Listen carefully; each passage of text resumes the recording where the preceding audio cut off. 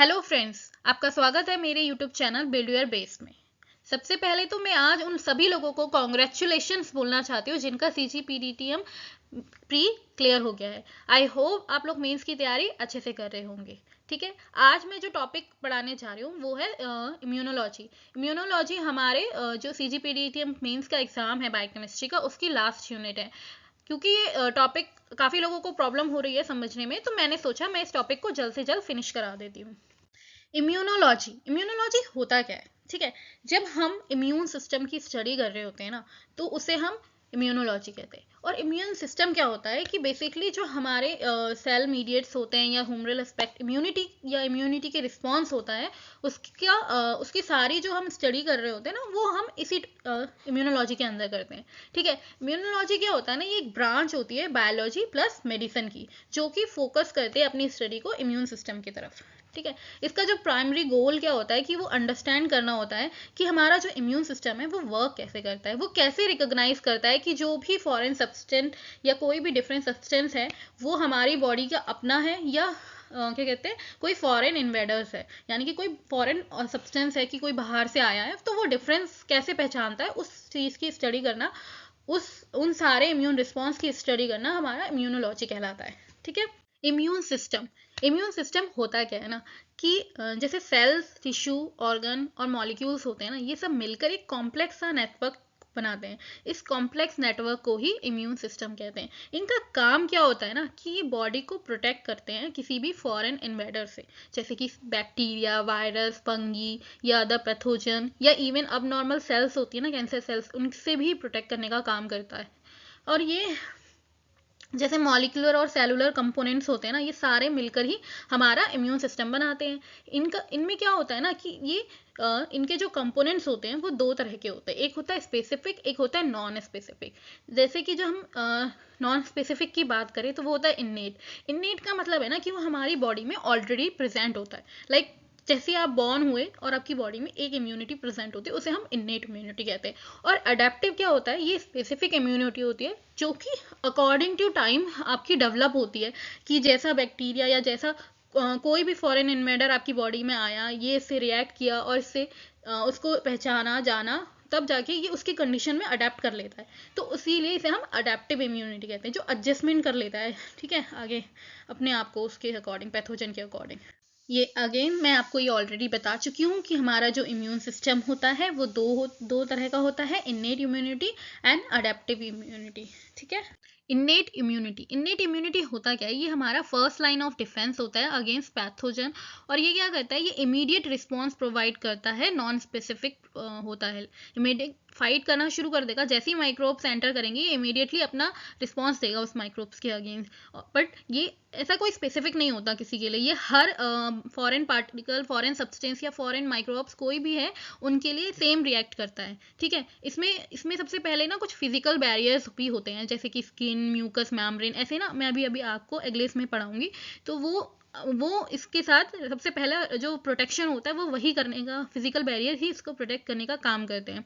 ठीक है, जो इन्नेट इम्यून सिस्टम होता है ना, ये क्या होता है कि सेल एंड प्रोटीन से मिलकर बना होता है। ये हमेशा रेडी टू फाइट होते हैं माइक्रोब्स के अगेंस्ट, कि कोई भी इन्फेक्शन एरिया है जहाँ पे आपकी कोई कट लगा है या चोट लगी है, तो उसके अगेंस्ट ये माइक्रोब्स जो उसमें एंटर करने की कोशिश करते हैं, उसके लिए ऑलवेज रेडी टू फाइट के लिए तैयार रहता है कि इन्नेट इम्यून सिस्टम। ठीक है, इसमें कुछ सेलुलर कंपोनेंट्स भी होते हैं, लाइक वाइट ब्लड सेल्स, और कुछ केमिकल डिफेंसेस भी होते हैं जो अभी हम आगे पढ़ेंगे।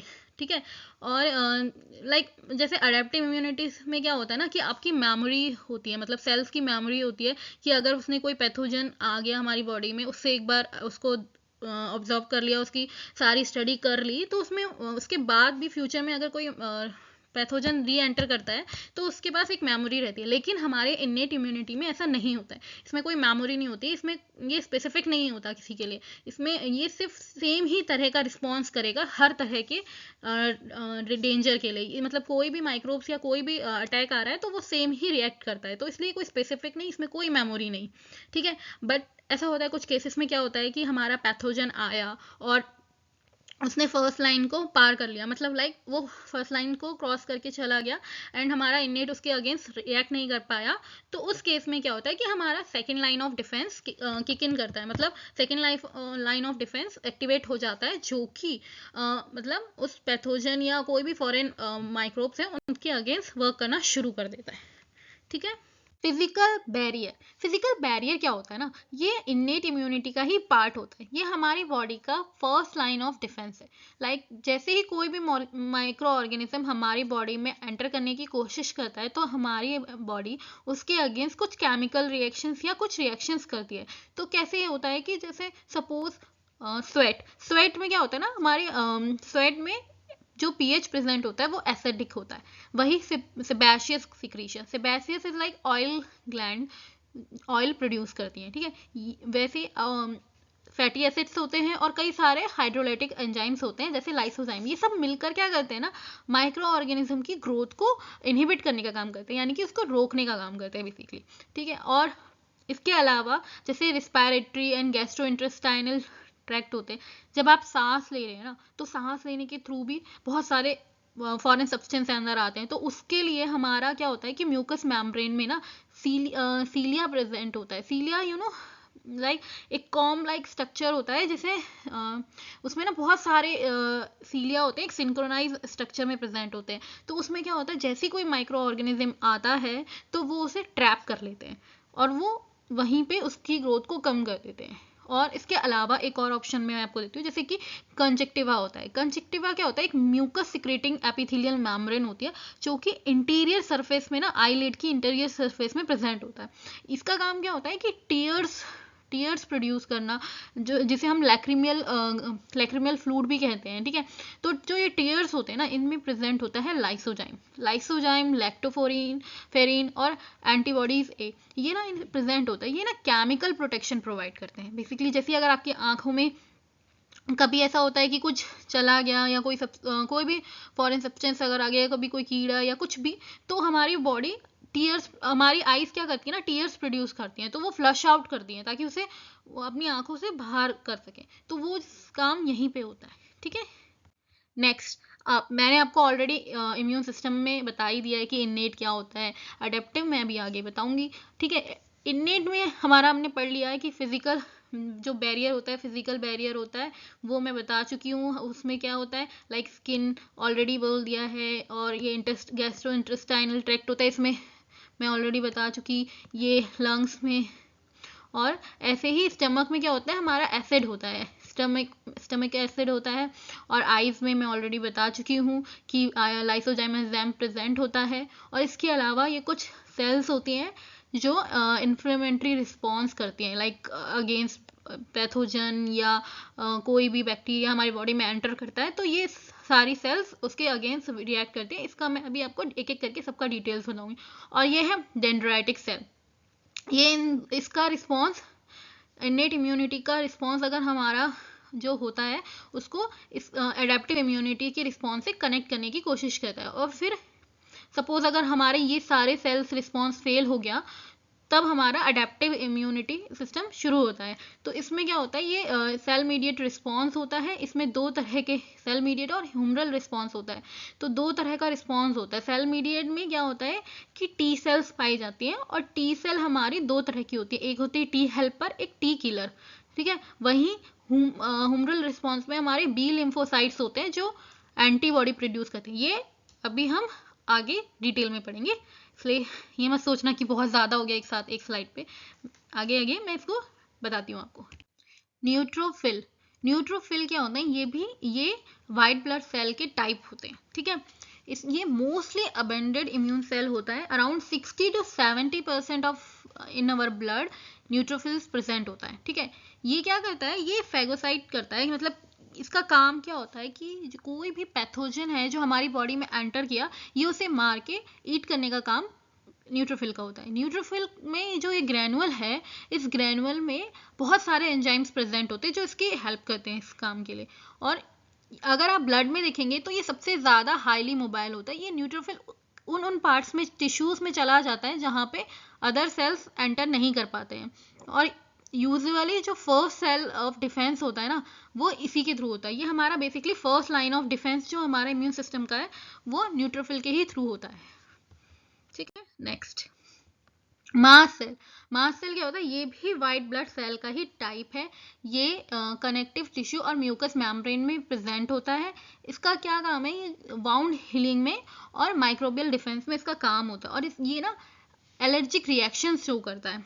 अगर कोई भी पैथोजन आपकी बॉडी में एंटर कर रहा है तो उसके रिस्पॉन्स में ये एलर्जिक रिएक्शन शो करता है बाय रिलीजिंग ये जो ग्रैनुअल में इसके जो एंजाइम्स हैं या अदर केमिकल्स कंपाउंड्स प्रेजेंट हैं, जैसे histamine, heparin, cytokinin and other enzyme, इनको रिलीज करके ये इन्फ्लामेशन की प्रोसेस को इंक्रीज करता है, मतलब उसको ट्रिगर करने का काम करता है।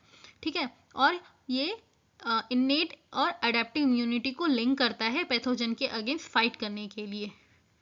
एओसिनोफिल्स, ये क्या होता है? ये भी एक तरह का वाइट ब्लड सेल ही है। ठीक है, इसके जो अगर आप स्ट्रक्चर देख सकते हैं तो इसमें जो प्रेजेंट ये आपको दिख रहे हैं ना, ये टू लोब्ड न्यूक्लियाई है, बेसिकली लोब्ड न्यूक्लियाई है, जिसकी वजह से इस स्ट्रक्चर को गॉगल न्यूक्लियस भी कहते हैं। और ये जो दिख रहा है ना, ये सब ये ग्रैनुअल्स हैं। इन ग्रैनुअल्स में कई सारे एंजाइम्स प्रेजेंट होते हैं जो कि हेल्प करते हैं फाइट करने में मल्टी सेलुलर पैरासाइट और सम बैक्टीरिया के। ठीक है, अगेंस्ट, मतलब उनके अगेंस्ट फाइट करने में हेल्प करते हैं। इसमें क्या होता है ना, जब भी कोई पैरासाइट या पैथोजन इन्फेक्शन होता है तो ये उसके अगेंस्ट एलर्जिक रिएक्शन शो करता है, जैसे कि अस्थमा।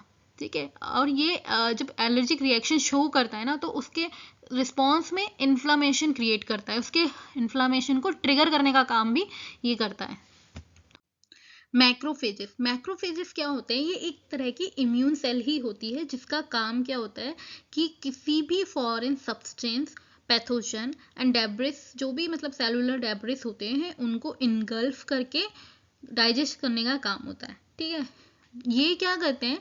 ये वाइट ब्लड सेल के टाइप्स होते हैं जो कि हमारे मोनोसाइट से डिराइव्ड होते हैं और ये प्रेजेंट होते हैं various tissue through out the body, मतलब बॉडी के सारे ऑलमोस्ट सारे टिश्यूज में प्रेजेंट होते हैं। ठीक है, और जब भी हमारी बॉडी में कोई पैथोजन किसी टिश्यू को अफेक्ट करता है या अटैक करता है तो ये ब्लड से माइग्रेट होकर टिश्यू में जाके उस पैथोजन को इनगल्फ कर लेते हैं, मतलब उसे ईट करके उसका डाइजेशन कर लेते हैं। ये और मैक्रोफेजेस क्या होते हैं? ये सिक्रीट करते हैं बोथ प्रो इन्फ्लेमेटरी और एंटी माइक्रोबियल मीडिएटर। मीडिएटर्स का मतलब क्या है ना, कि जब भी हमारी बॉडी में कोई भी एंटीजन यानी कि कोई भी पैथोजन या फॉरेन सब्सटेंस आए ना, एंड बेसिकली पहले मैं बताती हूँ एंटीजन क्या होता है। एंटीजन वो होता है कि जब कोई भी हमारा जो फॉरेन सब्सटेंस हमारी बॉडी का नहीं है, वो सब्सटेंस हमारी बॉडी में एंटर करता है तो उसे हम एंटीजन कहते हैं। तो बेसिकली मैक्रोफेजेस क्या करता है कि कोई भी जो एंटीजन हमारी बॉडी में एंटर करता है उसको वो टी सेल को प्रेजेंट करता है, वो एक सेल मीडिएटर की तरह वर्क करके और हेल्प करता है एक्टिवेट करने में अदर इम्यून सेल को। ठीक है, it is known that they affect the development of infectious disease. जैसे क्या होता है ना कि कैंसर्स होता है या क्रोनिक इन्फ्लेमेटरी डिजीज होते हैं ना, ये क्या होता है कि अपनी हमारी ओन टिश्यूज़ में ओन टिश्यू में ही डिफेक्ट शुरू हो जाता है, उसकी वजह से होता है। तो उस प्रोसेस में भी हमारा मैक्रोफेज हेल्प करता है कि ये प्रॉब्लम को वो कॉज कर सके और वो हमारी ओन टिश्यूज़ को ईट कर सके, जो हमारी ऑलरेडी डैमेज टिश्यू है उसके में भी ये हेल्प करता है मैक्रोफेजेस। अब है बेसोफिल्स एंड मोनोसाइट, ये दो सेल्स हैं। ठीक है, बेसोफिल क्या होता है ना, ये लीस्ट कॉमन है WBC का, मतलब वाइट ब्लड सेल का सबसे कॉमन लीस्ट कॉमन है ये बेसोफिल सेल।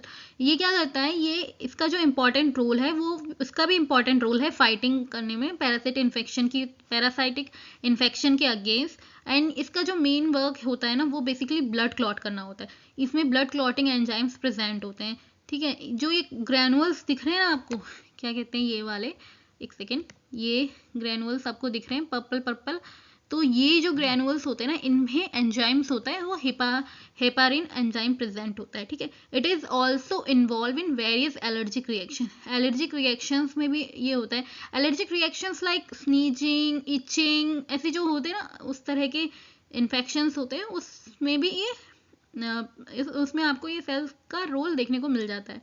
ठीक है, मोनोसाइट भी क्या होता है? एक type of white blood cell है जो कि हमारे ब्लड में और टिश्यू में प्रेजेंट होती है। ये क्या करती है, ये जर्म्स को ढूंढकर उन्हें डिस्ट्रॉय करने का काम करती है।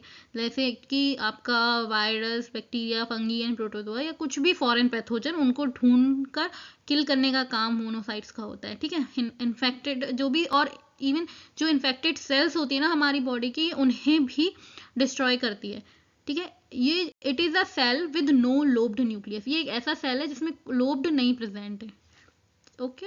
नेचुरल किलर सेल्स, ये क्या होते हैं, इन्हें हम NK सेल भी कहते हैं। ये वाइट ब्लड सेल के ही टाइप होते हैं जिसका जो कि क्रूशियल रोल प्ले करते हैं हमारे इन्नेट इम्यून सिस्टम में, ठीक है। NK सेल क्या होते हैं ना, ये साइटोटॉक्सिक्स होते हैं। इसका मतलब है कि ये कोई भी वायरस इन्फेक्टेड सेल या ट्यूमर सेल को डिस्ट्रॉय कर सकते हैं विदाउट प्रायर एक्सपोजर। मतलब ऐसा इसमें ज़रूरत नहीं है कि पहले वो इसमें आया हो, फिर इसका एक्सपोजर हुआ हो, तब जाके ये सेल एक्टिवेट होता है, ऐसा नहीं होता। ये डायरेक्टली बिना किसी एक्सपोजर के ही उस सेल को, जो भी इन्फेक्टेड सेल है, उसे डिस्ट्रॉय करने का काम करते हैं, ठीक है।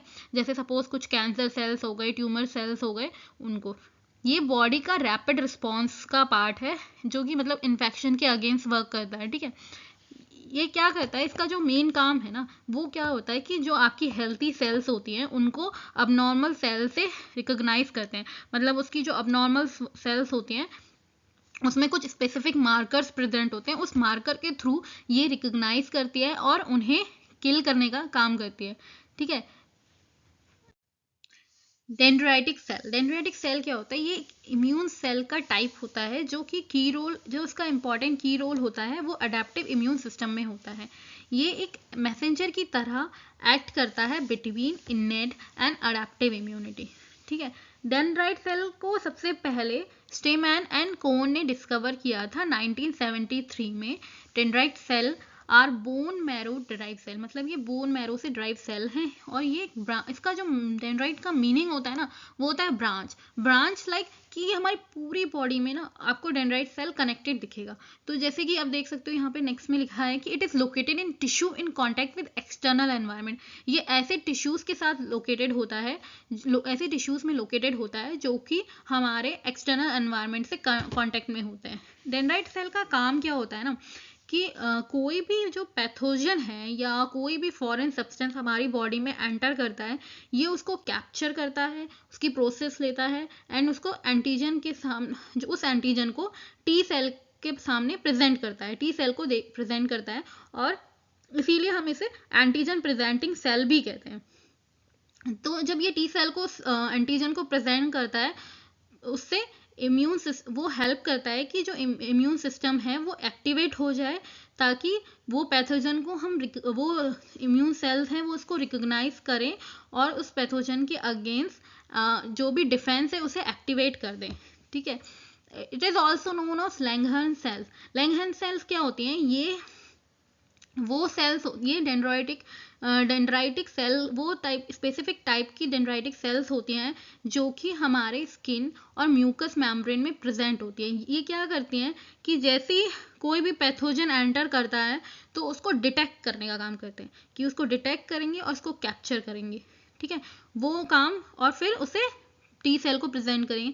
ये सारा काम डेंड्राइटिक सेल का ही होता है, ठीक है। और उसका टाइप है लैंगहर्न सेल, ठीक है। इसको सबसे पहले डिस्कवर किया पॉल लैंगहर्न्स ने, तभी इसका नाम लैंगहर्न्स सेल पड़ा। अडेप्टिव इम्यूनिटी, ठीक है। मैंने इन्नेट के बारे में आपको ऑलरेडी सब पढ़ा दिया। अब इन्नेट तो हमारा खत्म हो गया, अब हम अडेप्टिव शुरू करते हैं, ठीक है। जैसे कि हमें पता था कि इन्नेट हमारा नॉन स्पेसिफिक है, अडेप्टिव हमारा स्पेसिफिक होता है, और इसे हम एक्वायर्ड इम्यूनिटी भी कहते हैं। क्यों? क्योंकि ये कैपेबल होता है कि किसी भी फॉरेन सब्सटेंस या फॉरेन एंटीजन को रिकॉग्नाइज करके उसे एलिमिनेट करने में। इसका काम क्या होता है ना, ये तभी, मतलब बेसिकली जो अडेप्टिव इम्यूनिटी है ना, ये तभी एक्टिवेट होती है जब हमारा इन्नेट इम्यून सिस्टम मतलब किसी भी पैथोजन को कंट्रोल नहीं कर पाता। लाइक आपका फर्स्ट, तो अगर आपका कोई पैथोजन फर्स्ट बैरियर क्रॉस कर गया, तब हमारा अडेप्टिव इम्यून सिस्टम वर्क करना स्टार्ट करता है, ठीक है। ये तब तक वर्क नहीं करता जब तक वो एंटीजन हमारी बॉडी को कोई डेंजर या कोई स्ट्रेस ना दे रहा हो, कोई प्रॉब्लम क्रिएट ना कर रहा हो हमारी बॉडी में, तब तक एडेप्टिव इम्यून सिस्टम एक्टिवेट नहीं होता है, ठीक है। इसे हम एक्वायर्ड इम्यून सिस्टम क्यों कहते हैं, क्योंकि ना ये डेवलप होता है during the course of life, मतलब ये हमारे इनबॉर्न नहीं होता, जैसे हमारी इनेट इम्यूनिटी इनबॉर्न होती है, जैसे आप बॉर्न हुए आपकी बॉडी में इनेट इम्यूनिटी प्रेजेंट होती है, लेकिन अडेप्टिव इम्यूनिटी डेवलप होती है थ्रू आउट लाइफ, मतलब जैसे जैसे आपकी लाइफ आगे बढ़ रही है वैसे वैसे इम्यून सिस्टम आपका डेवलप होता है, तो हमारी अडेप्टिव इम्यूनिटी भी इंक्रीज होती है। और इसमें क्या होता है ना, इसमें मेमोरी सेल्स भी प्रेजेंट होती है। मेमोरी सेल्स लाइक अगर कोई पैथोजन आपकी बॉडी में अभी आके अटैक कर रहा है, उसके against adaptive immunity antibody produce करती है, वो एंटीबॉडी आगे अगर फ्यूचर में वो पैथोजन दोबारा आपकी बॉडी में एंटर करता है तो वो उसके लिए ऑलरेडी मेमोरी उसकी अवेलेबल होती है और वो एंटीबॉडीज इंस्टेंट प्रोड्यूस करके उस डिजीज को या उस पैथोजन को डिस्ट्रॉय कर देता है। ये काम इनेट में नहीं होता, इनेट में आपकी मेमोरी प्रेजेंट नहीं होती है, वो स्पेसिफिक नहीं होता, वो नॉन स्पेसिफिक है, वो सबके अगेंस्ट सेम ही फंक्शन करेगा। लेकिन अडेप्टिव स्पेसिफिक होता है, वो पहले रिकॉग्नाइज करता है फिर एलिमिनेट करता है। टी लिम्फोसाइट्स, टी लिम्फोसाइट्स क्या होते हैं, ये इन्हें हम टी सेल कहते हैं और ये बोन मैरो में प्रोड्यूस होते हैं और उसके बाद ये थाइमस में मूव कर जाते हैं मैच्योर होने के लिए। ठीक है, ये जो टी सेल्स होते हैं ना, इसमें जो टी होता है वो उसका जो नेम है वो थाइमस से आया होता है। इनके कुछ 3 फंक्शंस होते हैं, मेजर इंपॉर्टेंट फंक्शंस जो होते हैं टी सेल के। सबसे पहले तो जब हमारी बॉडी में कोई भी पैथोजन या वायरस अटैक करता है तो ये एक केमिकल मैसेंजर यूज करते हैं एक्टिवेट करने के लिए अदर इम्यून सिस्टम सेल को, जो कि अडेप्टिव इम्यून सिस्टम सेल होती है, जैसे कि टी हेल्पर सेल। ठीक है, जब ये टी हेल्पर सेल एक्टिवेट हो जाती है तो ये क्या करती है, ये जाती है, ये वो वायरस इन्फेक्टेड सेल है उसको डिटेक्ट करके डिस्ट्रॉय करने का काम करती है। ठीक, जब ये टी हेल्पर सेल उस इन्फेक्शन को डिफीट कर देती है तो ये एक रिमेंबर करने का काम करती है, यानी कि एक मेमोरी टी सेल्स प्रोड्यूस करती है या मेमोरी टी सेल बनाती है, जो कि जो भी हमने जो भी इन्फेक्शन को डिफीट किया है उसकी अगर वो इन्फेक्शन हमारी बॉडी में दोबारा होगा तो उसको डिफीट करने के लिए ये एक मेमोरी सेल बना के तैयार रखती है। टी सेल में क्या होता है ना, एक डिटेक्शन फीचर प्रेजेंट होता है जो कि एक लॉक एंड की के मेथड की तरह वर्क करता है, मतलब इसके ऊपर एक लॉक है और उसमें एक पर्टिकुलर ही स्पेसिफिक की है जो फिट होगी, यानी कि वो सेम पैथोजन जो इन्होंने ऑलरेडी डिस्ट्रॉय किया है, अगर वो इन्फेक्शन या वो पैथोजन दोबारा हमारी बॉडी में एंटर करता है तो ये एक्टिवेट हो जाते हैं और अपने जैसे कई सारी टी सेल्स प्रोड्यूस करते हैं। ठीक है, बी लिम्फोसाइट्स, बी लिम्फोसाइट्स यानी कि बी सेल्स, ये क्या होते हैं, ये बोन मैरो में ही बनते हैं और वहीं मैच्योर होते हैं। इनका जो बी होता है ना इनके नेम में, वो बोन मैरो से लिया गया है और ये बी सेल्स होते हैं ना, ये एक्टिवेटेड होते हैं टी हेल्पर सेल की वजह से। टी हेल्पर सेल क्या करते हैं, ये जो जब इनमें कोई पैथोजन अटैक करता है हमारी बॉडी में तो ये उसे रिकॉग्नाइज करते हैं और उसको डिस्ट्रॉय करते हैं, और जब डिस्ट्रॉय कर देते हैं तब ये एक मेमोरी सेल प्रोड्यूस करते हैं, जो हमने पिछली स्लाइड में पढ़ा। तो वो जो मेमोरी सेल्स होती है ना, वो क्या करते हैं टी हेल्पर सेल, वो उसका सिग्नल बी सेल को देती हैं और बी सेल एक्टिवेट होते हैं और वो एक्टिवेटेड बी सेल ट्रांसफॉर्म होकर मेमोरी सेल बनाते हैं और एक मेमोरी का पार्ट बन जाते हैं एडेप्टिव इम्यून सिस्टम में। ठीक है, ये जो एक्टिवेटेड बी सेल्स होते हैं ना, ये मल्टीप्लाई होते हैं और ट्रांसफॉर्म कर लेते हैं अपने आप को प्लाज्मा सेल में। तो ये जो प्लाज्मा सेल है ना, इसमें क्या होता है कि जो ये बी सेल है ये वहाँ पे बहुत सारी क्वांटिटी में मल्टीप्लाई हो जाते हैं, और जब भी कोई नया या सेम पैथोजन दोबारा अटैक करता है तो हमारे ये एक्टिवेटेड बी सेल वापस से जो ऑलरेडी हमारी मेमोरी सेल में प्रेजेंट होती है ना, मेमोरी सेल जो प्रेजेंट होती है वो जाके एंटीबॉडी बनाती है और उस पर अटैक करती है। तो ये हमारे बी सेल का काम होता है। एंटीबॉडीज क्या होते हैं, ये वो कंपाउंड होते हैं जो प्रोटीन और शुगर से मिलकर बने होते हैं और ये हमारी बॉडी के ब्लड स्ट्रीम में सर्कुलेट करते हैं। ठीक है, ये क्या होता है ना, एंटीबॉडीज ये क्रिएटेड होते हैं इम्यून सिस्टम के थ्रू, मतलब इम्यून सिस्टम इन्हें क्रिएट करता है पैथोजन और फॉरेन सब्सटेंस से फाइट करने के लिए। एंटीबॉडीज इनका काम क्या होता है ना, जैसे ये प्रोड्यूस होती हैं या क्रिएट होती हैं, तो उसके बाद इनका पहला काम होता है कि पैथोजन को डिटेक्ट करना, जो भी हमारा हार्मफुल सब्सटेंस है या जो भी पैथोजन है उसको डिटेक्ट करके उससे अटैच होने का काम करता है। एंटीबॉडीज़ क्या होती है ना, ये प्रोड्यूस होती हैं बी लिम्फोसाइट्स से, जो कि बी सेल्स होती हैं। हमने ऑलरेडी पिछले स्लाइड में पढ़ा था कि हमारी टी हेल्पर सेल होती हैं, वो बी सेल्स को एक्टिवेट करती हैं एंड देन बी सेल हमारी एंटीबॉडी क्रिएट करती है, एंटीबॉडी यानी कि प्रोड्यूस करती है बेसिकली, ठीक है। तो ये जो एंटीबॉडी होती है ना, ये क्या होता है, ये अटैच होता है only attach to a antigen if it is match exactly. इसका मतलब है ये, जैसे मैंने बताया ना कि लॉक एंड की वाला मेथड, कि एक पर्टिकुलर एंटीबॉडी एक पर्टिकुलर एंटीजन से ही बाइंड करती है। तो अगर वो एंटीबॉडी, मतलब इट्स लाइक सेम, एक पर्टिकुलर लॉक के लिए पर्टिकुलर की चाहिए, तो अगर वो एंटीजन से बाइंड कर जाती है और बाइंड करके क्या करती है, ये उसके सरफेस को, यानी कि जो एंटीजन है ना, उसके सरफेस को कोट कर देती है एंटीबॉडी से। उससे क्या होता है, उससे कुछ फंक्शंस होते हैं। उससे क्या होता है, सबसे पहले तो वो एंटीबॉडी पैथोजन को न्यूट्रलाइज कर देती है उसके सरफेस पे, यानी कि जो भी बैक्टीरिया या पैथोजन या वायरस है उसके सरफेस या पे ये एंटीबॉडीज अटैच हो जाती है। उससे क्या होता है कि वो अदर सेल्स को इन्फेक्शन ना पहुंचा पाए, मतलब जो पैथोजन है उसको, उसके सिस्टम को रोक देती है, ताकि वो किसी और भी सेल या और बॉडी के किसी और पार्ट को इन्फेक्ट ना कर पाए, ठीक है। Then second, they activate the other immune system cell by attaching to their surface, मतलब जैसा मैंने बताया कि जब वो एंटीजन के सरफेस पे अटैच हो जाते हैं, तो वो उसके बाद अदर सिस्टम सेल्स को होता है ना, उनसे अटैच करके एक्टिवेट करते हैं। क्योंकि जो हमारी स्कैवेंजर सेल्स होती है ना, वो एंटीजन से फाइट करने के लिए बेटर होती हैं। अगर वो क्या कहते हैं एंटीबॉडी से अटैच हो, तो वो इजीली उससे फाइट कर सकती हैं, ठीक है। Then they activate protein that help in the immune system response. ये क्या करते हैं, ऐसे प्रोटीन्स एक्टिवेट करते हैं जो कि इम्यून सिस्टम रिस्पॉन्स के लिए हेल्पफुल होते हैं, ठीक है। जो एंटीबॉडीज होती है ना, अडेप्टिव इम्यून सिस्टम के साथ साथ इन्नेट इम्यून सिस्टम को भी सपोर्ट करती है, मतलब ये इन्नेट इम्यून सिस्टम में भी हेल्प करती हैं, ओके।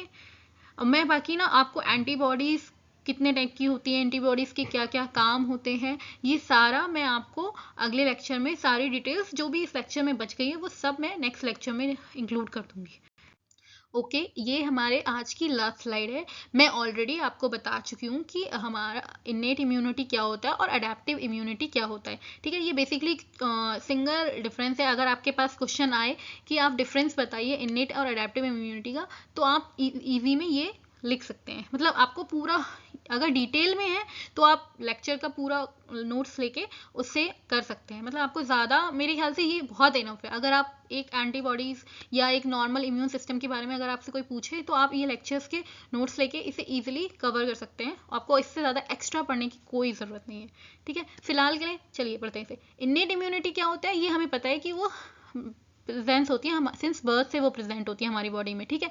अडेप्टिव क्या होती है, ये डेवलप्ड होती है आफ्टर बर्थ। और इन्नेट क्या होता है, ये नॉन स्पेसिफिक इम्यूनिटी होती है और अडेप्टिव हमारी स्पेसिफिक इम्यूनिटी होती है। इन्नेट फास्ट रिस्पॉन्स करती है, जैसे ही पैथोजन या बैक्टीरिया, वायरस या कुछ भी अगर हमारी स्किन से अटैच होता है तो ये इंस्टेंट रिस्पॉन्स करता है। और लेकिन जो अडेप्टिव होता है उसमें टाइम लगता है, तो ये स्लो रिस्पॉन्स करता है। ये पहले उसे डिटेक्ट करता है, फिर रिकॉग्नाइज करता है, फिर उसके अगेंस्ट एंटीबॉडीज प्रोड्यूस करता है, तो थोड़ा स्लो प्रोसेस चलता है। इन्नेट में क्या होता है, ये लेस पोटेंट होता है, कि ये सिर्फ मतलब उतना ज़्यादा डेंजरस नहीं होता। ये बस ऐसा होता है कि जो आपके नॉर्मल पैथोजेंस, नॉर्मल वायरस या नॉर्मल एंटीजेंस हैं, उनको रोक सकता है। लेकिन जो ऐसे डेंजरस होते हैं, डेंजरस वायरस और डेंजरस पैथोजेंस होते हैं, उनके लिए हमारी जो अडेप्टिव इम्यूनिटी होती है वही वर्क करती है। और इनेट इम्यूनिटी क्या होती है, ये इनहेरिटेड होती है। ये हमारी बॉडी में पहले से ही आती है, मतलब बर्थ के टाइम से ही इनहेरिटेड होती है। लेकिन अडेप्टिव हमारी इनहेरिटेड नहीं होती है, हमारी डेवलप होती है, ठीक है। और एग्जाम्पल्स तो मैं ऑलरेडी आपको पढ़ा चुकी हूँ कि neutrophil cells, mast cell, eosinophil cell, ये सब मैं ऑलरेडी आपको पढ़ा चुकी हूँ। और इधर भी अडेप्टिव का भी B cell, T cell, antibodies already मैंने आपको करा दी है, ठीक है। मेरे ख्याल से इम्यून सिस्टम का जितना पोर्शन मैं आपको करा चुकी हूँ, अगर आप सिर्फ उतना भी पढ़ लेंगे तो आप बहुत अच्छे से लिख सकते हैं। आई थिंक ये डाटा इनफ है, इससे ज़्यादा आपको लिखने की ज़रूरत नहीं है इस टॉपिक में, अगर ये क्वेश्चन आता है पेपर में। ओके आज के लिए बस इतना ही।